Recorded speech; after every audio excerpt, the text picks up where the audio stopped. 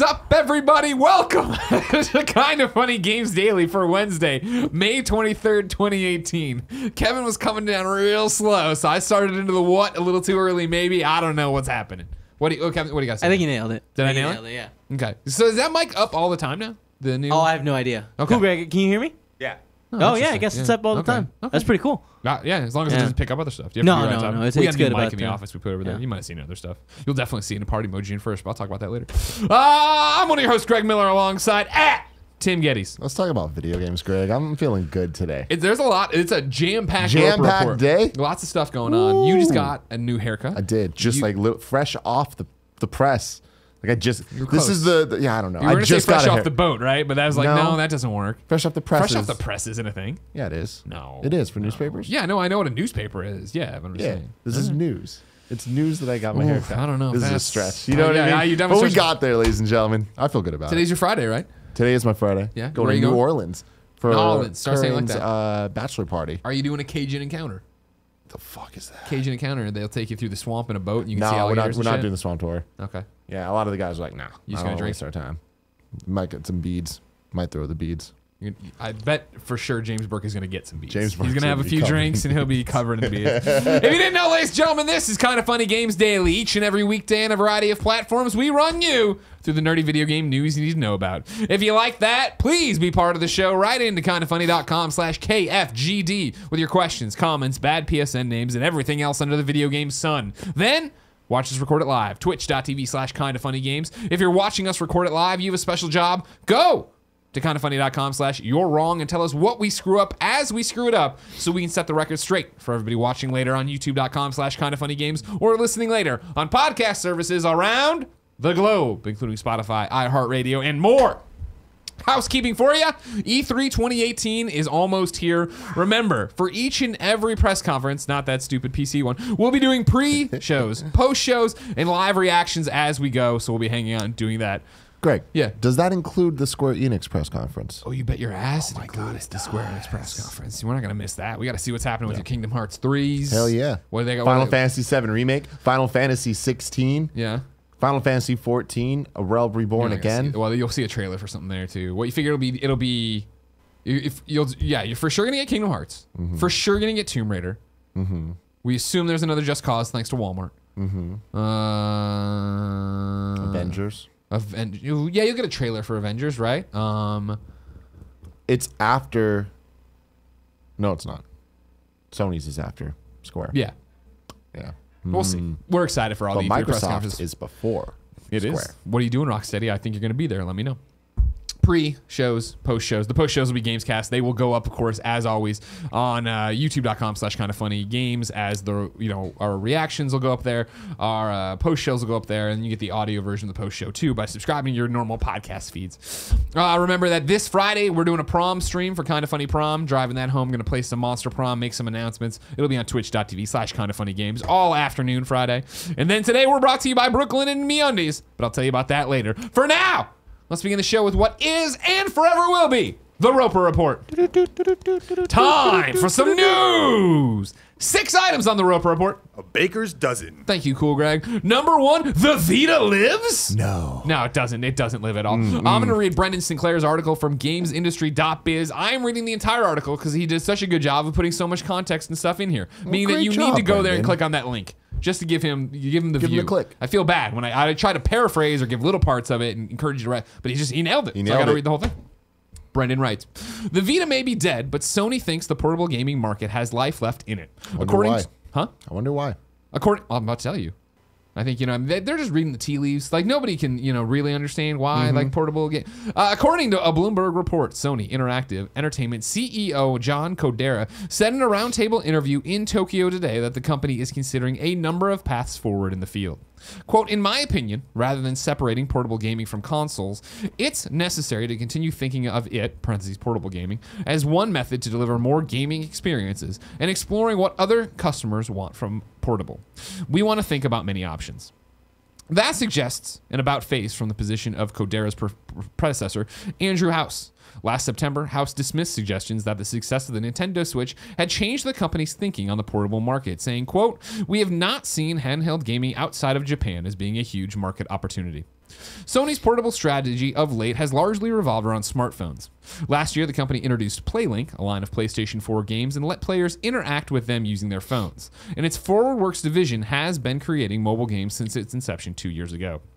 While Kodera's comments could be interpreted as investing interest in having the next PlayStation console reproduce the hybrid functionality of the Switch, Kodera said that it was, quote, not yet the right stage to discuss specific hardware plans. Of course, I'm not putting it in, but today I've seen it making the rounds again. People are like, oh man, PlayStation 5 is 3 years away. That's coming from a very similar article that came out yesterday that we talked about, where they were talking about PlayStation 4 life cycle starting to slow down and 2021 being the time they're crouching to until they go from there. So that's all part and parcel of the same thing, but this part from the Bloomberg is interesting. Yeah. What do you read away? What do you take away from them talking a little bit about there might be some juice left in portables? I mean, I think it makes sense. I don't think they're going to act on this. I think this is them kind of even just testing the waters of investors and people being interested in it. Yeah. Obviously, the Switch has been a major success. How Sony can replicate that, I'm not quite sure. Yeah. Because I don't really think that the answer would be, oh, the PS5 is also portable. Like, PlayStation knows their place in the market involves being a powerhouse. Right. You know? And beautiful graphics, beautiful screens. You want it as big as possible. Exactly. Yeah. And I don't necessarily see them kind of taking that step back. The concessions that have to be made in order for the thing to be portable. However, some type of new Vita that is just a portable thing based on cloud streaming, based on something. We hope not, but like, yeah. I don't know. I'm sure that there's a lot of R&D going into it. As always. I'm sure that after the Switch, there's been a lot more. Yeah. Because there is a market there. And I feel not only is there a portable market, I feel that the Switch is introducing console gamers to the portable side that might have not been interested before from Game Boys or PSPs or whatever. But the fact that you can take the Switch wherever, they're like, oh, I do now enjoy playing games in public. In public, yeah. On the go. No, I think if anything, it's interesting for Kodera to be like, hey, let's walk back what Andy House said, right? Like, that made it sound like we thought portable gaming was dead and gone for us, but it's not. We're still looking at all options are on the table.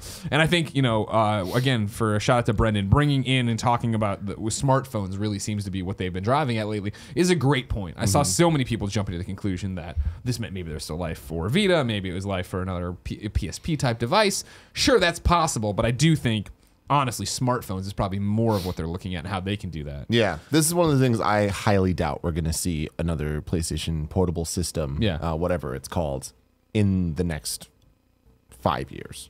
I agree with that.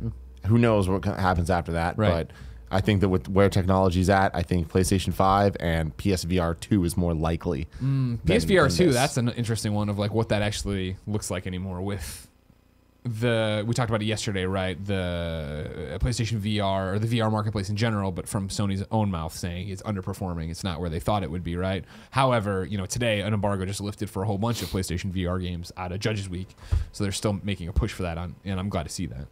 Now I'm going to throw something out there. Throw it out. It's crazy. Sure. And I know I just said, technology's not there for the PS5 to be portable. It's your final day here of the week. Get crazy. I don't think that the technology will be there anytime soon to be able to do this properly.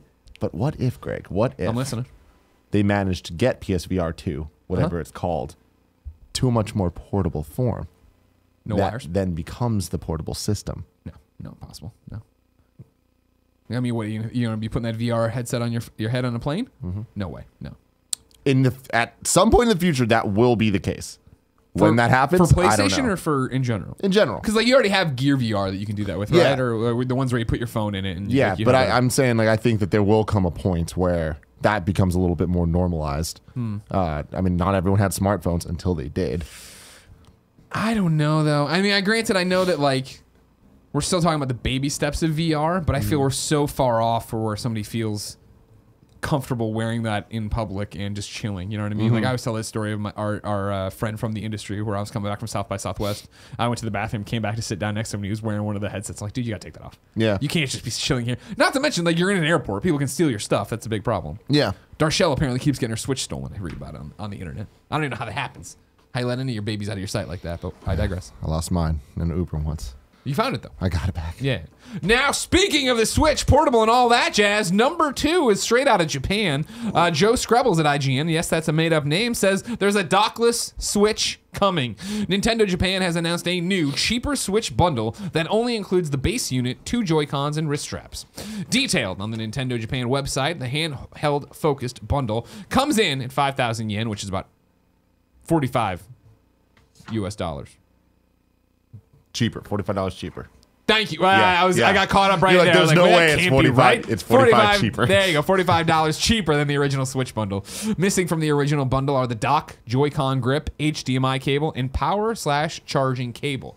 That's the interesting one. Nintendo's calling the new bundle a second set, specifically for households that already have a Switch and its TV-focused accessories. Nintendo UK later provided IGN with this statement, quote, "This is in Japan only. We have no plans to release this in our region." This is, of course, a UK IGN article. "Different regions make different decisions based on a variety of factors." I'm going to toss it right to our good friend Zyger, who wrote in to kindafunny.com/KFGD and said, "With the announcement of a dockless Nintendo Switch coming out in Japan, do you think Nintendo is stepping away from the quote-unquote it's a console mindset and moving over toward the handheld hybrid everyone thinks of it as? Could this also be a good indication that Pokemon Switch will happen sooner rather than later? Pokemon had traditionally been a handheld series, and lowering the bar of entry on one of Nintendo's biggest IP seems like a smart idea. I personally have only ever used my dock twice, and if I could have saved $50 by not having it, I would have, especially for Pokemon. Love you all, ya boy Zyger." What do you think? Lot of salient points there, Greg. Yeah. You've been gone Judges Week and other events over the last couple months. Sure. But Jared and I have talked about this quite a bit. The Reverend Jared Petty. Yeah. And something that we keep talking back and falling back on is the fact that Nintendo, for the first couple years of Switch's life cycle, has really pushed it as it's a home console. It's a home console. It's a home console. This is a console that you can also take on the go. Exactly. Yeah. And then the 3DS was it's portable, and they're trying to say that they're different ecosystems and all of that. There will come a convergence point where Nintendo no longer calls it a home console, or they do, but they also are like, but it's a portable as well. Yeah. And I feel like they need to do that because they know that families buy multiple 3DSs. The older sister has one, the younger brother gets one down the line as you go. What game is best for that? Pokemon. Once Pokemon is on this thing, it is going to be seen as a handheld device to a lot of people. And I feel like there will be many families that are buying their second Switch. So this is a great way to introduce that. Is this one step closer to my bet against Jared Petty, that there will eventually be a Joy-Con-less, portable-only Switch? Yeah, definitely. Is it that big of a step towards that? No, I don't think so. I think that this is just, right now it's only on Nintendo's Japan website. Yeah. Which they've already sold a bunch of weird things like just the dock or things like that. Yeah. I don't think that this is going to be, it might make its way to the American website eventually. I don't think it's going to be a big pomp and circumstance type situation. Right. And I think that eventually we will see a bundle of this type of Switch with Pokemon or with games like that. See, I don't. Here's my thing. Here's my thing. Is I buy the Nintendo line that that this is. Let me dial it back, I guess, altogether. For me, looking at this, right, missing from the bundle are the dock, of course, who cares? Joy-Con grips, of course, who cares? HDMI cable, yeah, I have a million of them. Power charging cable. The fact that this doesn't come with power, to me, totally makes me buy the fact that, yep, this is a second set specifically for houses that already have a Switch. No, Greg. Yeah. What if I told you that many of the DS and 3DS systems also didn't come with a power cable? That's true. I do remember buying my, 3DS, whatever the fuck, XL was it, that didn't come with one of the many Nintendo DS family products I had. I remember not having a power plug. Me, like, that's weird. Yep. This one I feels weird, and I feel like bundling a game with it's weird as well, because if this is your secondary console, shouldn't it come with two? Two what? Two copies of the game. For what you're saying, people buy multiple 3DSs for everybody to play Pokemon. Why wouldn't it be like, cool, here's your Pokemon bundle for this powerless Switch. We're giving you two so you can have it on your primary. You're the one you already have on this new one. I mean, with Pokemon, there's definitely a possibility that it would come bundled with both Pokemon versions. Yeah. So that would be an option. But I also just think it's a good way to get people in. Like again, the little sister that wants to play as well. Yeah. You already have a Switch, buy one copy of Pokemon, you buy this bundle that has another one. Yeah. For them so they can play together, trade, and all that stuff. Okay. Yeah, it's interesting stuff here, Greg. It's interesting, And do I think that this relates? Does this show that Pokemon's coming in 2018? At this point, I firmly believe it. Yeah. Are you still saying E3 we get the announcement of Red and Blue 2? I mean, everything's pointing to it being before E3. So okay. I'm going to be really surprised. Running out of days. Yeah, we are. But I'm going to be really surprised if we first time we officially hear about Pokemon Switch is E3. Huh. I think it'd be cool. I kind of want that to be the case. Huh. Okay. I don't feel like this is them pivoting to being more of a handheld thing. I think it's the baby steps towards. Okay. They will. Like it's gonna end up happening. Yeah. I mean, that's how I think majority of people use their Switches. But again, I think that I thought it was so weird when I brought home Garage the other day and I played it on the TV. I was like, this is a quirky thing. Why? Yeah. This is weird. I love it, man. I've been playing Donkey Kong Tropical Freeze again, and just being able to play portably and then just play. On I the love TV. that too. Yeah, it's so cool. But yeah, I don't know. I mean, they know that they need to sell multiple systems to a household. Yeah. And portable's the right way. And they're already seeing that right with their online plan of tossing in a very cheap version that goes up to what is it, 6 or 7 people? 8 people? Just look at that. I don't even need kindafunny.com/wrong. I got Tim Gettys. Number 3, Red Dead ain't getting delayed again. This is according to an article over at GameSpot from our boy Eddie. Speaking to CNBC's Jim Cramer, Take-Two Interactive CEO Strauss Zelnick said he is confident the PlayStation 4 and Xbox One Western will actually come out on October 26th. Quote, hand on heart, it will come out then, Zelnick said. Asked about this again, Zelnick said the 1,000 or so people working on the game across Rockstar Studios are committed to getting the game out on time. Quote, when I said hand on heart, it's over 1,000 people at Rockstar Games with their hands on their hearts, he said. Awesome. Don't get me wrong, it's lip service, right? He said something very similar when it's not going to get delayed out of the first part when it had a window and then it got delayed to here. So who knows? But they're trying, and also interesting, 1,000 people working on it. Number 4, take this with a grain of salt, of course. Xbox's E3 conference looks like it's going to be 2 hours long. Saw this over on ResetEra via Rychu. Over there on the Xbox thing, their whole thing about E3, you can add it to your Google calendar or whatever, your Outlook calendar, and when you do, it puts into a 2-hour slot. As Rychu points out in the post, this means the conference will be about 18 minutes longer than last year, which was 1 hour and 42 minutes, of which the first 10 minutes was the Xbox One X reveal. Important note. Lay it on me. Last year, when you did the calendar, it also put it as 2 hours. Yeah. So, and I always feel like that's just, we're blocking it. Yeah. So this doesn't necessarily mean anything. But what it does mean is we can assume that we'll get at least or around what we got last year. I would think, which is a lot. For me, what it would mean, I would think, is you're getting more than an hour and a half, right? Because Google Calendar makes it so awkward of trying to put in 15-minute increments, which sucks. So it's like, I would say, you're getting more. I love it, man. That's awesome. Bring the fucking hype. The conferences have gotten so good the last couple of years of trimming the fat as much as possible. And if Microsoft's conference last year is anything to go off, like, man, it's just going to be jam-packed. Yeah. Hour and 40 minutes of just boom, boom, boom, boom. And this year, I keep saying it, but I'm expecting Microsoft conference to like bring the heat. Yeah. I don't think you've been on the show with me where we've talked about the PlayStation conference. Yeah. Like, where's your head at with them saying we're focusing on these 4 first-party things? Of course, we'll have third-party. Of course, we'll have indies. It's very weird to me because it kind of deflates the hype a bit. Where I'm like, oh, we know that those things are coming. On the other side, I'm like, there's a lot of hype there where, like, oh, we know that Last of Us 2 is going to be there. We know that Death Stranding is going to be there because those are the type of things that if we were to get to our predictions episode, which we will, that is coming next week. I see more people doing that. Yeah. Gamescast. On Gamescast, we would talk about like what's the chances of Death Stranding be there. We wouldn't all be sure that it's going to happen, right? Yeah. So then to get ahead of it and be like, it is going to be there. I'm like, all right. So does that mean that you have things even bigger that are going to be surprises, or does that mean that you're trying to like set the expectations like Nintendo does a lot with its directs of like, we're focusing on this game and that's it? And are we just going to get a bunch of third-party announcements? I don't know. Like it's weird that they've done this. They haven't done it before. That's the most surprising. Anyone has ever done something before where the biggest games that are questions of will they be there or not, where they just straight up say, yeah, they will. Yeah. So I don't know. I hope that it's. I hope that it isn't the same level of disappointment that PSX was last year compared to the PSX the year before. Gotcha. I see. That's my thing. Is I don't think that's when people saw Showcase. So many people freaked out thinking it was going to be like PSX. I do not think it's going to be like PSX, where it's them talking and having said, which I liked, but obviously was very different than a PSX press conference.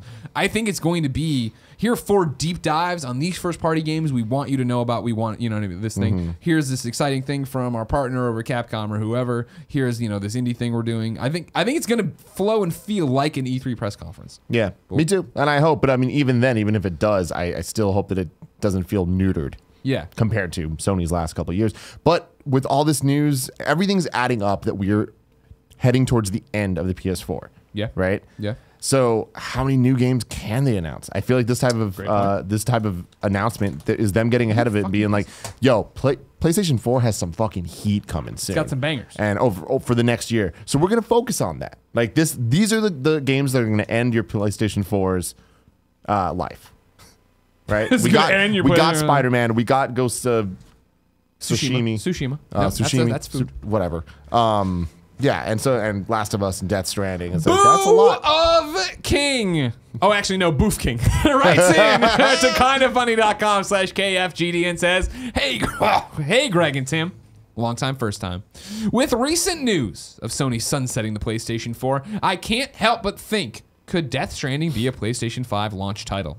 I can't see Sony announcing anything until they've announced the date for Last of Us Part 2, which would make me think that the last generation Last of Us will be make me think that, like last generation, Last of Us will be a cross-generation release or early release into the PlayStation 5 launch. Ghost of Tsushima and Last of Us Part 2, that's a weird way to put it, could be sunsetting for the PlayStation 4 and Death Stranding launching the PlayStation 5, just continuing Sony's dominance on the exclusive end, as well as making up for the poor PlayStation 4 exclusive launch that was the Order 1886. Bit long. Sorry, guys. Be cool to hear your thoughts. Also, I can't remember Sony saying Death Stranding was PlayStation 4. They have said PlayStation 4 for sure. They have confirmed that because that was a rumor early on of like, well, Kojima's making this game, and when the fuck's this going to be out? Have they? Fairly certain, but kindoffunny.com. Yeah, let us know, because sure that's I can't remember any time that specifically stated PS4. Okay. But please let us know about that. Did I even ask Kojima in that Australian interview? Maybe. I thought. I don't know. Somebody watched the whole 60 minutes and let us know. It was 2 hours. Thank you very much. But, well, with translation. Really good. Well, 60 minutes of content. But it was just really good.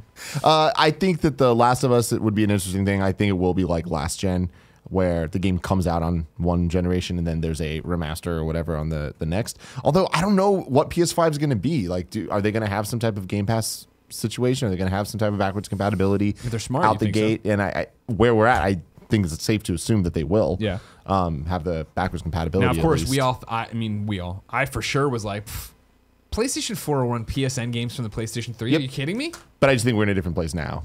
Yeah. Especially with where Xbox is at. So I can imagine something there. Death Stranding, I think, is the more interesting one. It's I can see a Breath of the Wild style release where it's on PS3 and PS4 and PS5 at the same time. Fuck yes. Yeah. Kindoffunny.com/you're wrong. Zyger says during Greg's interview at RTX with Hideo Kojima said it will be on PlayStation 4. There you go. Lord of Pwn says, yeah, it is confirmed from PlayStation 4. The PlayStation 4 logo is on their trailers and posters. Awesome. Yeah, so I can see Death Stranding kind of being a Breath of the Wild style thing. And it's, when you look at console launches, everybody always complains about like, oh, there's not that killer app. It's like, well, gone are the days of Super Mario 64 and Super Mario World and all of that. And I feel like, as we go, the launches are more kind of stacked with the third-party event titles of the year, like the annualized games. And like, Halo 1, right, launching with the Xbox. It's like, you need that, the market to be there, like enough people to have the consoles to be able to sell these like big tentpole games. But then it also works the other way where you need big tentpole games to sell the consoles. So I don't know where we're at, but when you look at the last couple generations, Breath of the Wild's probably the closest thing we had to like a killer app at launch. Yeah. I think early on, I remember making predictions and jokes that Death Stranding would be a PlayStation 5 title. I hold strong that Death Stranding will be 2020.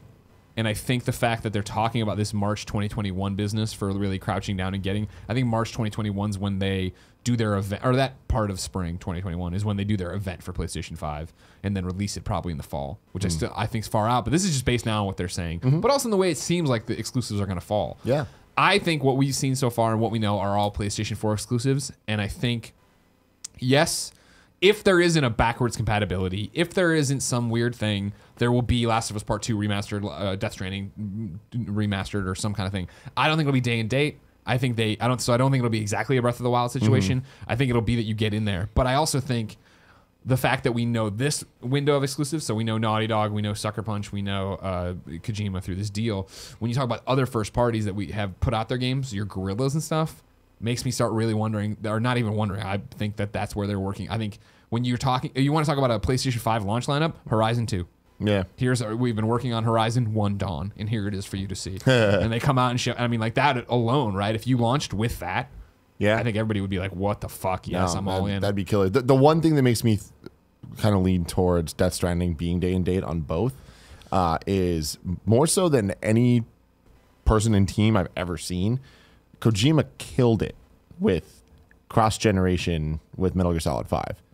Like, that game happened on PS3 and PS4 and looked fucking fantastic. That's a great point. On the last gen. Yeah, and, like, that's crazy. So, that team and the people that they're working with, I know, obviously, it's been blown up and turned into a bunch of things, but I feel like they would be able to make it work in two places. Interesting argument. I like that. I have a question for you. I know we're going long on this. Who cares, man? It's our show. We can do whatever we want. I'm interested. Do you think that these games that we know that are going to be at Sony's press conference, the big four, are they the last big exclusives on the PlayStation 4? Or are we going to get, whether it's this E3 or sometime after, a Horizon 2 announcement or something else? The Horizon 2 thing I just mentioned for PlayStation 5 was totally off, just something I shot out there. But I don't think it's crazy. I think these are... And you're talking about first-party exclusives? That's the thing is, obviously, I imagine we'll hear what Blue Point's new remake thing is, and like we'll get like a Shadow of the Colossus-esque title, and like that's fine and that's great. But I'm talking a Detroit level game. I think that these are the final ones, which gets interesting because then I always have to write it out because I'm so stupid, and Nick refuses to let me have a chalkboard wall. But you figure it's 2018 now. So we have these games here, 2019, 2020, and 2021, right? I'm going to say then, looking at this, right, we have the exclusives then planned for 2018, but then 2019, are we talking about the same games, right? Is there not going to be one more new exclusive to put in there? Something, because they'll get their lunch eaten if they come back, because they won't even have the same one. Oh, Spider-Man will be out, obviously, right? For sure. Yeah. And so then it's like, what are we talking about at E3 2019? Then, you know what? No, that's too much. I want to walk it back. Are we talking about PS5 at 2020 E3? I mean, my thing is, are we talking about PS5 at 2019 at this rate? But for that, then we have to get into them talking about they're winding it down so they can get ready for this March 2021. Mm-hmm. What does that mean exactly in terms of is it because that could easily be. So for what you're arguing, right, is that all right? There's 2019 E3 where maybe you see. I think 2019, I say we do not get the PlayStation 5. And this is based, now I'm just going off this March 2021 thing, right? 2019 is just more games. 2020 could be the PlayStation 5. We're releasing it in the fall. And then March 2021 is, cool, we're out of the crouch, we're starting to move on this. Because like you're saying, it is usually, cool, it's a slow build. You put out a console and there's the third-party stuff, and then you slowly start getting exclusives. And then it took PlayStation a few years, right, for PlayStation 4 to really get, hey, here's some great shit. And then now it's just we're getting 3-4 a year. Right, yeah. I can't see them wanting to let up on that. Me neither, and that's why I think... God of War 2 is somewhere in there. On PlayStation 5, yeah. Yeah, but I mean, unless it's really late in PS4. I mean, they did that with PS2. Yeah. Honestly, what we're doing right now is semantical, obviously, and the real argument will be backwards compatibility. Mm-hmm. If this thing is just like, hey, guess what? We're putting out the PlayStation 5. There will be games you can only play on PlayStation 5, but it plays everything on the PlayStation 4. Then suddenly it's just cool, it's God of War 2, it's Death Stranding, it's whatever, enhanced for PlayStation 5. Where, you know, it does more than the Pro could even do. And they've already shown they can do that and not have major drawbacks we were worried about. If that's what it is, then who fucking cares? It doesn't matter anymore. It's getting interesting, man. I'm liking it. It's fascinating. Good time to be alive. Exactly. Now here, you want to talk about a good time to be alive. Yes, I do. This jogged my memory as something that happened on the morning show. That you can't say anything when you read this. Okay. I think you'll be able to put it. I mean, I'll do it this way, right? So that's who's texting me. Okay. And then this is what they said. Right? Awesome. I didn't know that was happening, so that's really cool. Sorry, everybody. Number 5 on the Roper Report. Sunset Overdrive on PC has been rated in Korea. This is via Sal Romano over at Gematsu. The Korean game rating board has rated Sunset Overdrive, which first launched for Xbox One in October 2014 for PC. A PC version of the Microsoft-published, Insomniac-developed open-world action-adventure game has yet to be announced. So, Sunset Overdrive never made it to PC. However, it might be now. Of course, we love Insomniac. We love Sunset Overdrive. From what I played in preview events, I never got around to playing it on Xbox One for full disclosure, because just whatever. I know a lot of people liked it and stuff. I was just like, it's cool from what I played. I need to play more of it. Number 6, NPD numbers are starting to trickle in over at gamesindustry.biz. James Batchelor says this about PlayStation. Software sales also saw a boost, with Sony setting yet another new record for April in terms of dollars. Games for PlayStation 4 brought in the highest amount since the Xbox 360 in April 2008, the month that Grand Theft Auto 4 was released. PlayStation's success this month can mostly be attributed to the return of Kratos in the revived God of War. Not only was this the best-selling game of the month, it also was the best launch ever for a PlayStation exclusive, again in terms of dollar sales. Beating out GTA San Andreas on the PlayStation 2. Goddamn. Kratos also conquered hardware. The PlayStation 4 Pro 1TB limited edition God of War bundle, placing as the best-selling hardware for the month in terms of dollars. It was beaten in unit sales by the Nintendo Switch 32GB with neon red/blue Joy-Cons. PlayStation even dominated the accessory category, with the PlayStation 4 Black DualShock controller the best-selling peripheral of the month and year-to-date. It is now the best-selling gamepad of all time in terms of dollar sales. Wow. That I thought was crazy when you stop to think about how many, and I guess that, I'm not sitting here as an analytical person. I'm just thinking now as Greg Miller, how many DualShocks I own, or DualShocks in general I owned, how many Wii remotes I owned, how many N64 colored Joy-Con or controllers, fuck you Nintendo, ruining my joysticks I had. Like, for the PlayStation 4 controller now to be the best-selling gamepad of all time in terms of dollar sales, wow. Yeah. Granted, it's expensive. That's why they're saying dollar sales, right? Yeah. Is that it is expensive, so it's not, units or whatever, but more power to them. Fucking cool, man. That's what happens when you sell 79 million PlayStation 4s. It's weird how they separate hardware. In like specifically the PS4 Pro 1TB limited edition God of War bundle is a thing, and then the Nintendo Switch 32GB with neon red and blue Joy-Cons, like I said, instead of just PS4 Pro and Switch. Hey man, that's what you get with your NPD numbers, right? Gamesindustry.biz. James Batchelor, he's going to break it down for you. He's not going to sit there and do it. Tim? Yeah. I'm excited for the top 10 NPD games to be revealed eventually, but you have to wait a few days usually before that happens. So there's just a lot to wait for. But what I don't have to wait for is to find what came to the digital mom and grop shops if I wanted to know where to go. The official list of upcoming software across each and every platform is listed by the Kind of Funny Games Daily Show host each and every weekday. Yeah. As it's a Wednesday, very quiet on what came out, but lots of new dates for you. Out today, this is straight from Rockstar. Starting today through Memorial Day 5/28, there will be 4 major ways to earn double GTA money and RP in GTA Online: Motor Wars, Bikers, Executives, and Other Criminals, and the latest adversary mode, Trapdoor. They send these all the time every week. I rarely go into them, but I want to call them out. So if you're a GTA Online player, you can now go find out what the fuck all that means. All right? Yeah. You can get more experience and stuff and have fun. So go do that. New dates for you. Banner Saga 2 is coming to Switch June 7th, 2018. 20XX. A game I feel like I've been seeing at PAXs for the last decade. Oh my God, yeah. Is coming to Switch, PlayStation 4, and Xbox One on July 10th. Congratulations to them. Icons Combat Arena brings high-energy slugfest to the masses on July 12th. Steam Early Access. Yes, I copied right out of the press release. Everybody, sit down when I read this one to you.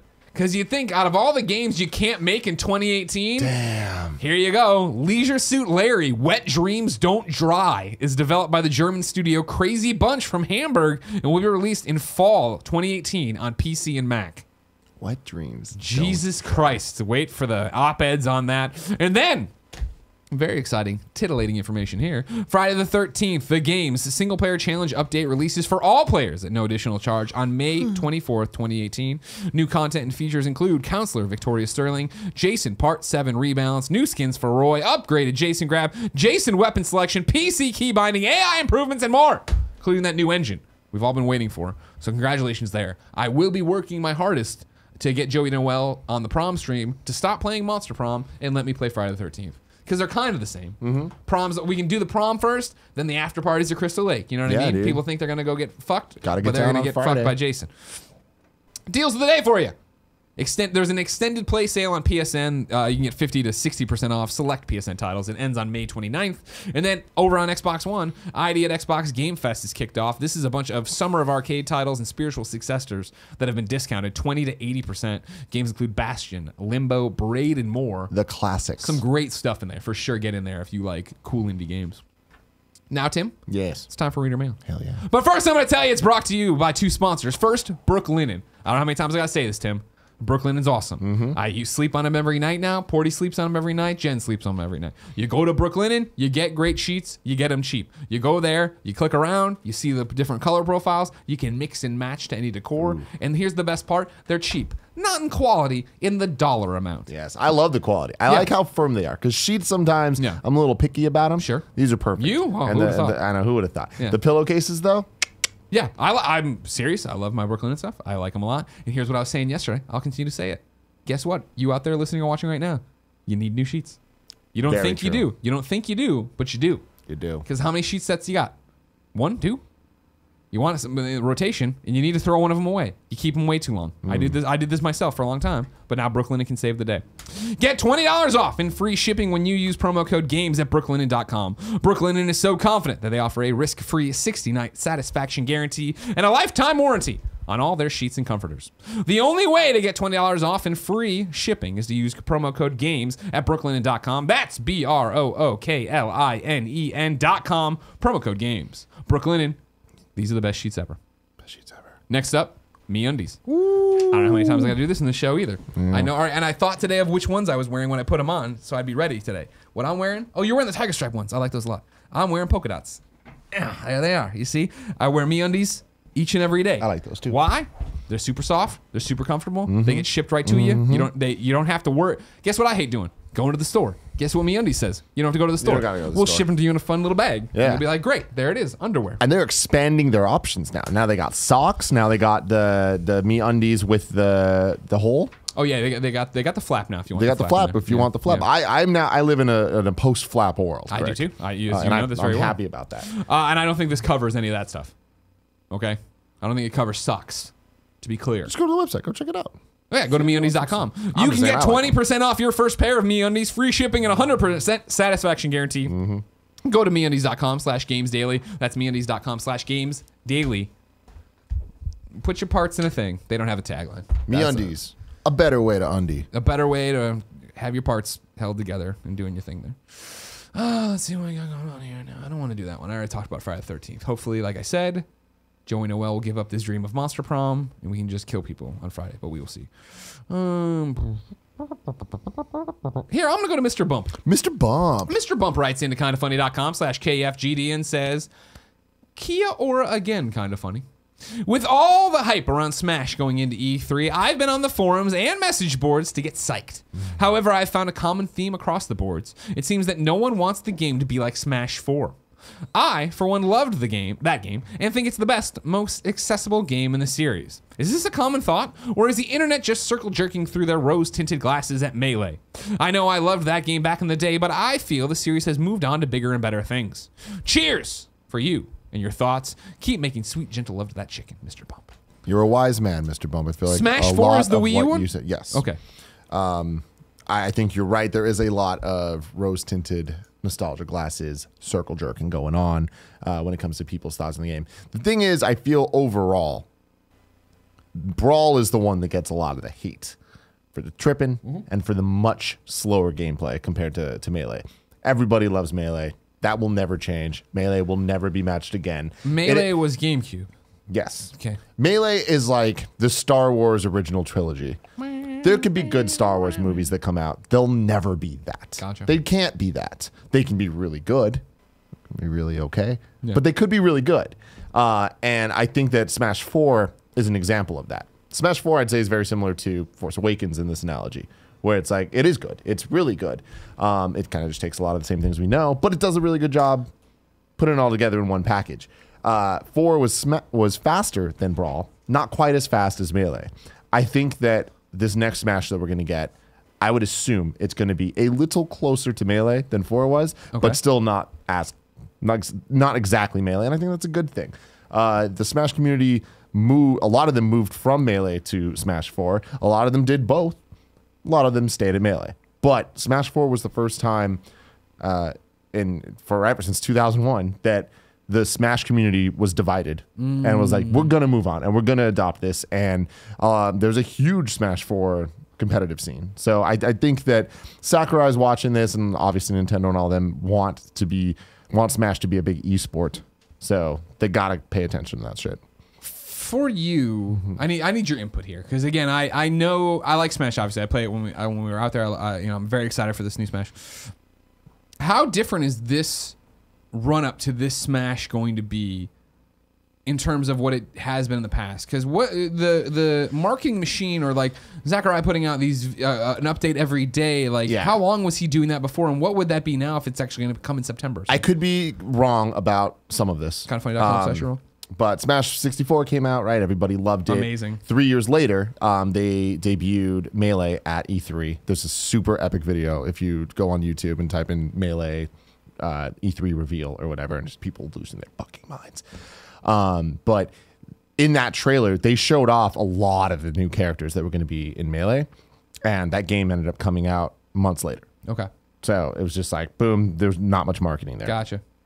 When we get to Brawl, that was one where they did the Japan time thing, where every weeknight, they revealed something about the game. Some nights it would be a new character. Ike is coming to Brawl. Other nights it would be like, here's a Pokeball. Here's how it works. And it's like, all right. But there was nothing more hype than that marketing ever. It was so great. Loved it. Yeah, I freaking loved it. You made a million videos about it. Well, no, that was actually for later. So then for Wii U, they didn't do the same thing, but they used Miiverse, and every day they posted screenshots. So it wasn't something new being revealed. It was just different screenshots, and sometimes there'd be something in the screenshot where like, oh, it's a new level, or oh, that character's in this, I guess. Gotcha. And so that's what I did all the breakdowns for, and that wasn't quite as long of a run-up as Brawl had, but Brawl also got delayed.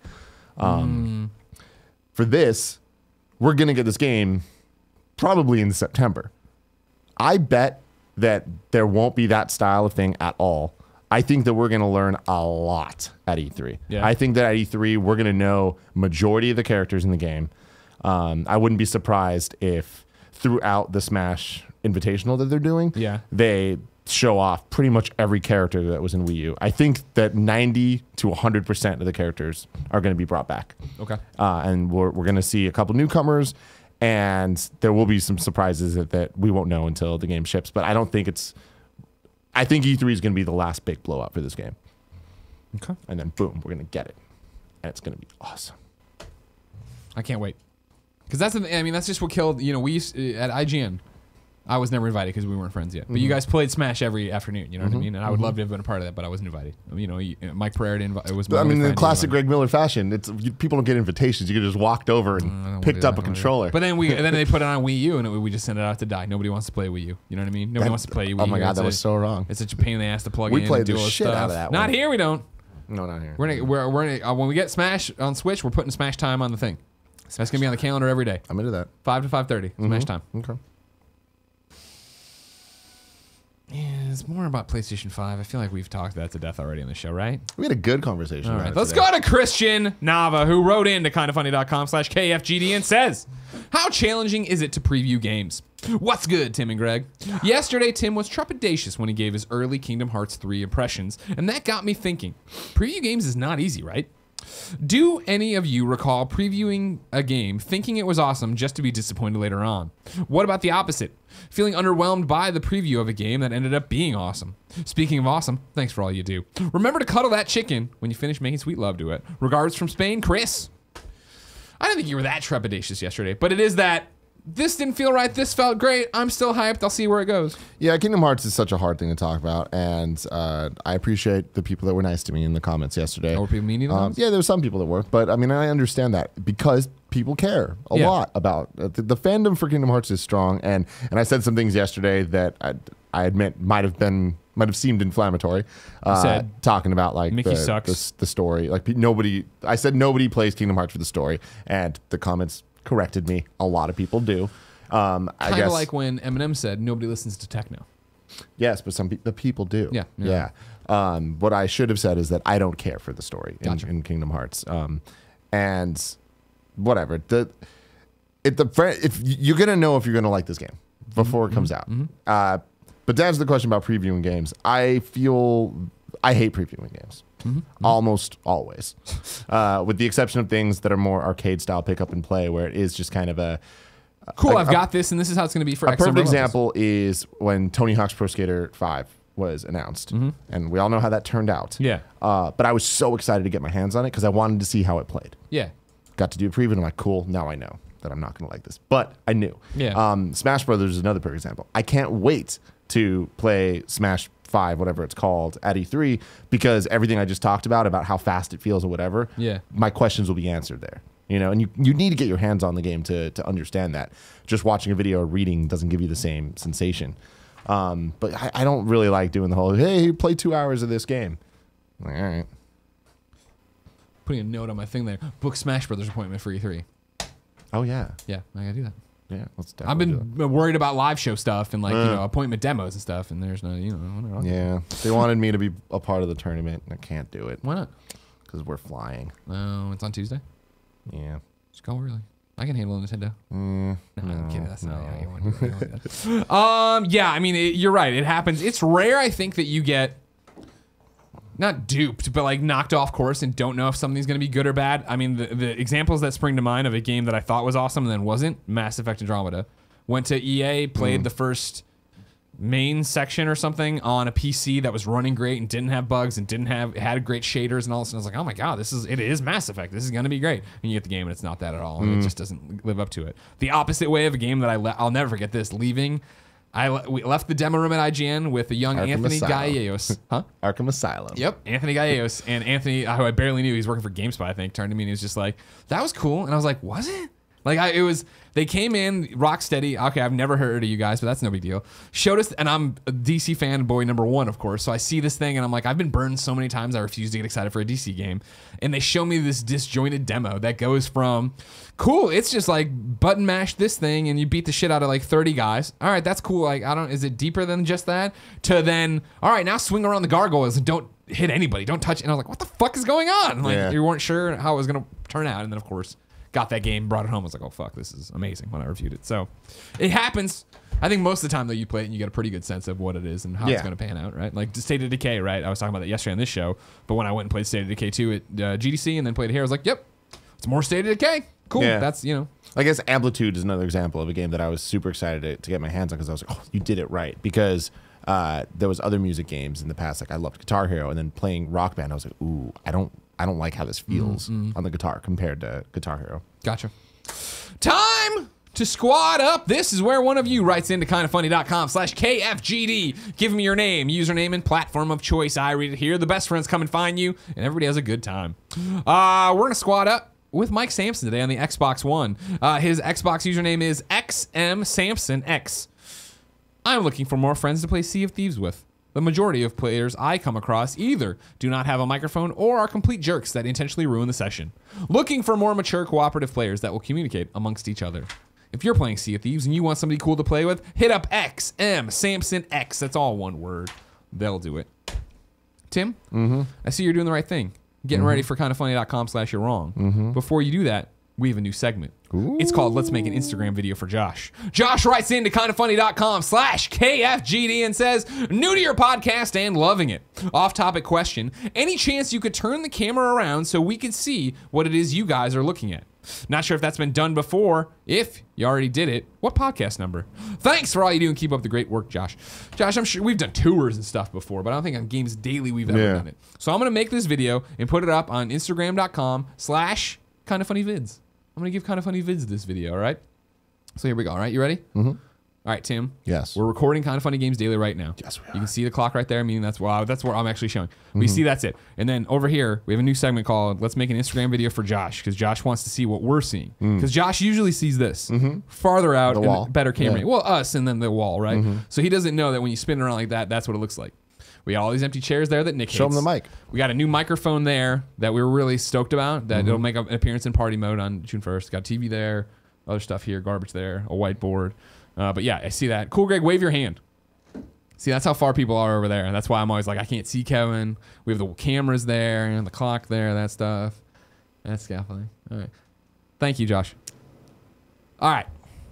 Tim? Yes. We asked people watching live on twitch.tv/kindafunnygames to go to kindafunny.com/you're wrong and tell us what we screw up as we screw it up. What did we screw up today? We did pretty well today. Hell actually. yeah. There's some editorializing, but I appreciate it. Okay. Xmen2K2 says, now that you're wrong, you can get a 20% off PSN code by going to live.playstation.com and watching a 90-second video. Oh, okay. That's good. So that sounds like a good deal of the day. And then Kebab says, missed context. Jason Schreier reported on Kotaku that Sony boss John Codera specifically stated that the next PlayStation is, quote, 3 years away. So that's interesting. Yeah. Okay. And that's it. So he's saying yesterday's thing didn't cover that? When we were talking about it? With the March stuff? 3 years away. I don't know. Okay. Because like that's how math works, right? 2018 It's plus true. 3 is 2021. But okay. Wow. Anyways, I'm putting up love you, Josh, and doing that, and I'm gonna put a heart here. Instagram.com/kindafunnyvids. And okay, I'm hitting okay. Why is it like this sometimes, you know? Man. There you go. Ladies and gentlemen, that's Kinda Funny Games Daily. Remember, each and every weekday on a variety of platforms, we run you through the nerdy video game news you need to know about. If you like that, be part of the show, kindafunny.com/KFGD. Watch it live on twitch.tv/kindafunnygames. Watch it later on youtube.com/kindafunnygames, or listen on podcast services around the globe. No matter where you get the show, if you enjoy it, please consider going to patreon.com/kindafunnygames. Kick us $1 or $2 to show we're doing a good job. Tomorrow, I'm joined by the Reverend Jared Petty. But until then, it's been our pleasure to serve you.